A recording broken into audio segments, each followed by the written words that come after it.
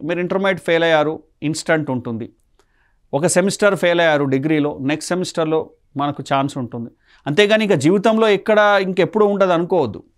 ఒక competitive exam రాలేదు, ఇంకొక కాంపిటేటివ్ ఎగ్జామ్కు ప్రిపేర్ కండి.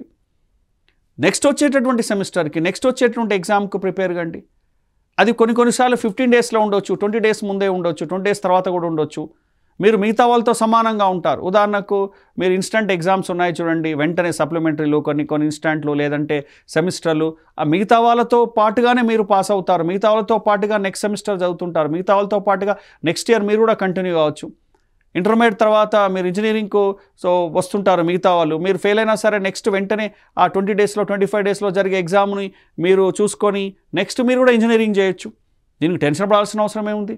ఇంటర్మీడియట్ ఫెయిల్ అంతా మాత్రాన సూసైడ్ చేసుకోవాలా? చాలామంది ఆలోచన వస్తుంటుందండి. ఇక్కడ నేను చెప్పేది కూడా అంతే.